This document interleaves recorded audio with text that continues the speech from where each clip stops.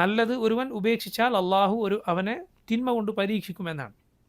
ബിഅ്സൽ ളാലിമീന ബദല, ഖുർആനിൽ അള്ളാഹു പറഞ്ഞു ബിഅ്സൽ ളാലിമീന ബദല, അക്രമികൾക്ക് പകരം കിട്ടിയത് എത്ര മോശമാണ്. ഒരു ഖൈർ നിർബന്ധമായും സ്വീകരിക്കേണ്ടിയിരുന്ന ഒരു ഖൈർ ഒരുവൻ ഉപേക്ഷിച്ചാൽ അവന് തിന്മ പകരം ലഭിക്കുമെന്നാണ്. നിങ്ങൾ നോക്കൂ, യഹൂദികൾ അള്ളാഹുവിൻ്റെ കിതാബ് പിന്നിലേക്ക് വലിച്ചെറിഞ്ഞു.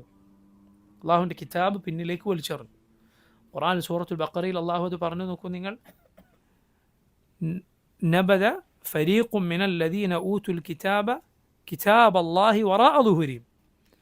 അള്ളാഹുവിൻ്റെ കിതാബ് നൽകപ്പെട്ട ഒരു കൂട്ടർ അള്ളാഹുവിൻ്റെ കിതാബ് പിന്നിലേക്ക് വലിച്ചെറിഞ്ഞു. തൊട്ടടുത്ത ആയത്താണ് വത്തബഉ മാ തത്ലു ശയാത്തീനു അലാ മുൽക്കി സുലൈമാൻ.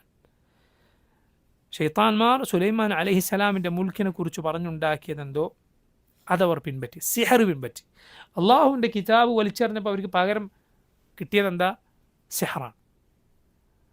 അള്ളാഹുവിൻ്റെ കിതാബ് വലിച്ചെറിഞ്ഞപ്പോൾ സിഹറാണ് പകരം കിട്ടിയത്.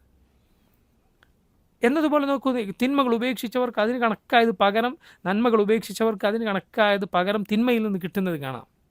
നല്ല കൂട്ടുകാർ ഉപേക്ഷിച്ചവർക്ക് മോശം കൂട്ടുകാരായിരിക്കും പകരം ലഭിക്കുക.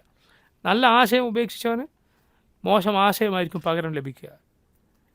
അതുപോലെ ഖുർആൻ ഉപേക്ഷിച്ചവന് സംഗീതമായിരിക്കും പകരം കിട്ടുക.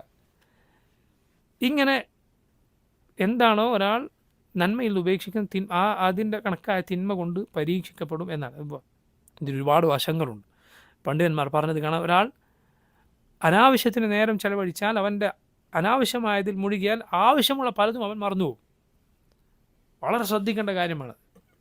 അള്ളാഹു ഖുർആനിൽ പറയും, യാ അയ്യുഹല്ലദീന ആമനു ലാ തകൂനു കല്ലദീന നസുല്ലാഹ ഫഅൻസഹും അൻഫുസഹും.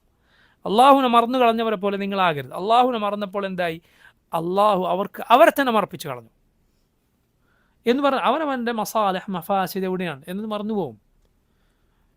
എനിക്കെൻ്റെ ജീവിതത്തിൽ ദുനിയാവിൻ്റെ കാര്യത്തിൽ ഉപകാരമുള്ള കാര്യങ്ങളെക്കുറിച്ച് ശ്രദ്ധയില്ലാതെ, അതിന് നേരമില്ലാതെ, അവസാനം അത് ചെയ്യേണ്ട നേരത്തെ എന്തൊക്കെയോ കാട്ടിക്കൂട്ടി ആരോടൊക്കെയോ ദേഷ്യം പിടിച്ച് അങ്ങനെ ആയിത്തീരേണ്ട അവസ്ഥ വന്നു ചേരും.